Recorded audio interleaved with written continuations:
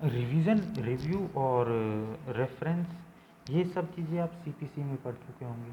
ठीक है, ये क्या है, सीआरपीसी में भी आपने पढ़ा होगा, है ना। तो इनको बार बार डिफाइन करने की ज़रूरत नहीं है, बस आपको ये पता होना चाहिए कि अपील जो है सीनियर बॉडी को जाती है। ठीक है, उसमें पार्टी अप्लाई करती है। जो रिवीजन है वो भी सीनियर बॉडी को जाती है, लेकिन उसमें सीनियर बॉडी खुद को रिकॉर्ड्स कॉल करता है ना। रिव्यू सेम अथॉरिटी करती है, जिसने डिसीजन दिया होता है वही रिव्यू करती है। ठीक है, रेफरेंस एक बॉडी तो अपनी सीनियर बॉडी को भेजती है किसी चीज़ के ओपिनियन लेने के लिए, है ना, उसको रेफरेंस कहा जाता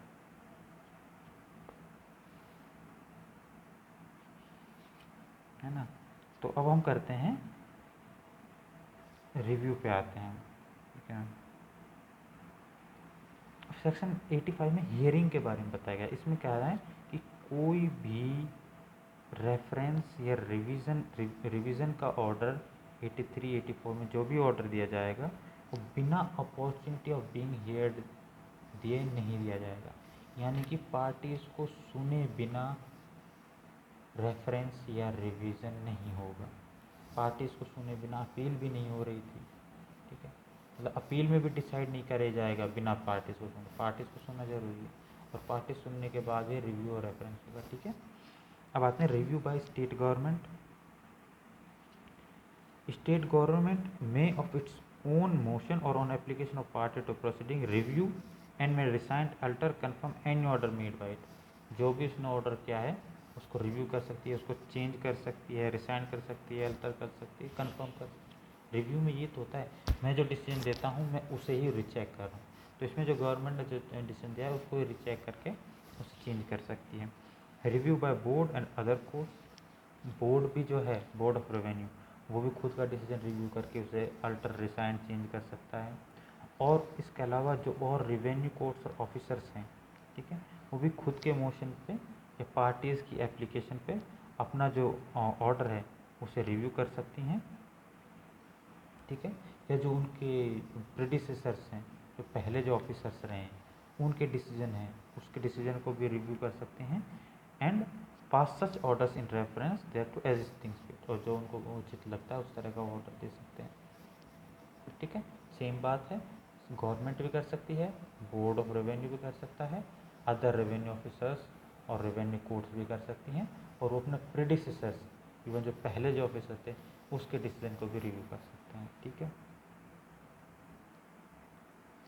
इसमें कुछ प्रोविजोज हैं, वो क्या कहते हैं कि कोई भी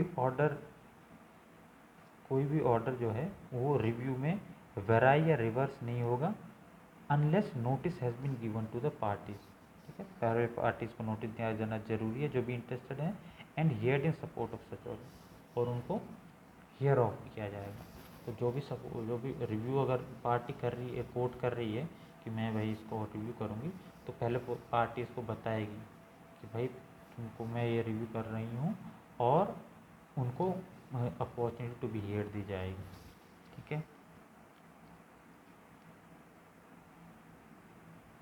इसमें अगला पॉइंट क्या कहता है, no order from which appeal has been made और which is subject to revision proceeding so long as such appeal proceeding. अगर एक डिसीजन दिया उस डिसीजन की अपील या रिवीजन पेंडिंग है तो उसको रिव्यू नहीं किया जाएगा। कब तक, जब तक कि वो अपील और रिवीजन पेंडिंग है। ठीक है ना, क्योंकि रिव्यू तो उस खुद कोर्ट कर रही है ना, कोर्ट ही कर रही है, लेकिन अपील और रिवीजन तो सुपीरियर अथॉरिटी कर रही है, सुपीरियर कोर्ट कर रही है ना। तो उसके अगेंस्ट कैसे जाएंगे, तो जब तक वो पेंडिंग है, जब तक उसका डिसीजन नहीं आ जाता वो कोर्ट रिव्यू नहीं करेगी खुद का डिसीजन। ठीक है, दो केसेज आ गए, एक तो उसको सुने बिना पार्टी उसको नहीं करेगी, दूसरा अगर उसी केस का उसी मैटर का रिवीजन और अपील पेंडिंग है तो रिव्यू नहीं होगा। ये दो बातें थी। अब इसमें क्या कहता है कि अगर प्राइवेट पर्सन्स के बीच का मैटर है, प्राइवेट पर्सन्स को राइट को अफेक्ट करने वाला मैटर है, तो वो रिव्यू नहीं होगा except on application of party, किसी उन दो में से किसी एक पार्टी के एप्लीकेशन पे। बाकी केसेस में तो कोर्ट खुद ही रिव्यू भी कर रही थी, ठीक है, पार्टी एप्लीकेशन पे भी कर सकती थी और खुद पे भी कर रही थी। लेकिन अगर दो प्राइवेट पर्सन्स के बीच का मामला है तब क्या है, उन पार्टीज में किसी एक की एप्लीकेशन होनी जरूरी है। और इसी प्रोविज़न में टाइम पीरियड भी बता दिया है कि कितने पीरियड के अंदर रिव्यू होने जरूरी है, 90 डेज में। ठीक है, no application for the review shall be entertained unless it is made within 90 days from the passing of the order. Order pass होने के 90 डेज में रिव्यू होना ज़रूरी है। ठीक है, अब रिव्यू का जो पूरा जो प्रोसीजर होगा उस पर सीपीसी का ऑर्डर 47 अप्लाई होगा। ठीक है, ऑर्डर 47 में रिव्यू दिया हुआ है, वो ऑर्डर 47 सीपीसी का अप्लाई होगा और उसके पूरे रूल्स इस पर अप्लाई होंगे। ठीक है, सेक्शन 87 कहता है कि जो इंडियन लिमिटेशन एक्ट है, ठीक है, इंडियन लिमिटेशन एक्ट भी अपील और रिव्यू के एप्लीकेशंस पे अप्लाई होगा। ठीक है, अपील के केसेस में और रिव्यू के केसेस में इंडियन लिमिटेशन एक्ट जो हमारा दिया हुआ है, जो सीपीसी के साथ हम पढ़ते हैं, वो अप्लाई होगा। तो ये जो है यहाँ पे हमने जो राजस्थान लैंड रेवेन्यू एक्ट की जो अपील प्रोसीजर है ना, और जो उसका रेफरेंस है, रिवीजन है और रिव्यू है, वो पढ़ा। अगर हमारे कॉन्सेप्ट्स क्लियर हैं कि अपील कैसे होती है, अब बहुत सीनियर क्लास में है तो आपको ये मतलब आपने बहुत बार पढ़ा होगा, बहुत अलग अलग केसेस में पढ़ा होगा, लेकिन फिर भी मैं एक बार फिर बता देता हूँ। अपील हायर अथॉरिटी को होती है। ठीक है, अपील कैसे होती है, पर्सन खुद जाता है अपील लेके। ठीक है, जो भी पार्टी होगी उस केस की वो अपील करती है सीनियर कोर्ट में। ठीक है, रिवीजन क्या होता है, रिवीजन में सीनियर कोर्ट ही रिवाइज करती है, लेकिन वो खुद रिकॉर्ड्स मंगवाती है, उसमें पार्टीज नहीं ले जाती हैं रिवीजन के लिए। पार्टी अप्लाई कर सकती है रिवाइज करने के लिए सीनियर कोर्ट को, लेकिन उसमें होगा क्या, सीनियर कोर्ट रिकॉर्ड्स मंगवाएगी जूनियर कोर्ट से और देखेगी कि इसने सही किया है कि नहीं किया। ठीक है, इसको कहते हैं रिवीजन। रेफरेंस क्या होता है, लोअर कोर्ट सुपीरियर कोर्ट को खुद भेजती है मैटर कि सर ये हमारा थोड़ा सा ये दिक्कत है, इस चीज़ पे हमें आपके ओपिनियन चाहिए, तो ये रेफ़र करती है सीनियर कोर्ट को, ये होता है रेफरेंस। ठीक है, ये हो रहा ये इसमें क्या हो रहा है, दूसरी कोर्ट में जा रहे हैं मैटर, हायर कोर्ट में, तीनों मामलों में।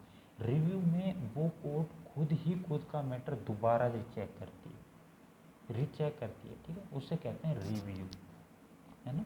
तो ये कॉन्सेप्ट अगर क्लियर होंगे तो आपको इसको समझने में कोई डिफ़िकल्टी नहीं होगी। बहुत ही सिंपल पार्ट है, कोई टेक्निकलिटी नहीं है, कोई ऐसा प्रोविज़न नहीं है कि समझने में दिक्कत आ रही है या ये थोड़ा सा, इसको एक स्टडी करनी है आपको, एक रीडिंग तो करनी ही पड़ेगी। ठीक है, कांट हेल्प उसमें तो, और वो हो जाएगी तो उसके बाद इसको और समझना बहुत ही इजी हो जाएगा, बहुत ही आसान हो जाएगा। इसके बाद जो हमारे सिलेबस में है वो चैप्टर 7 है, इसमें सर्वे एंड रिकॉर्ड ऑप्शंस हैं। ठीक है, सर्वे कैसे होता है और रिकॉर्ड कैसे रखा जाता है प्रॉपर्टीज़ का। ठीक है, वो थोड़ा सा टेक्निकल पार्ट है, वो थोड़ा सा अपन डीप में निकल जाते हैं कि भाई किस तरीके से गांव गैले में जो है किस तरीके से काम होता है ना, वहाँ पे किस तरीके से प्रॉपर्टी को रखा जाता है, फिर उस पर रिकॉर्ड्स बनाए जाते हैं, है ना। उसमें फिर कुछ एक थोड़े बहुत टर्म्स भी ऐसे आते हैं जो नॉर्मल हमारे लाइफ बीइंग में जो हमको डील नहीं करने होते, जैसे खसरा नंबर हमें नहीं पता होता खसरा नंबर क्या होता है। हम तो एड्रेस में भी क्या प्लॉट नंबर होता है मैक्सिमम, ठीक है, प्लॉट नंबर होता है या फ्लैट नंबर होता है, खसरा नंबर क्या होता है। तो इस तरह की जो टर्म्स आएंगे उनसे हम डील करेंगे और उनको हम बताते रहेंगे तो वो क्या है, तो वो हम नेक्स्ट क्लास में करेंगे। तब तक के लिए all the very best, thank you.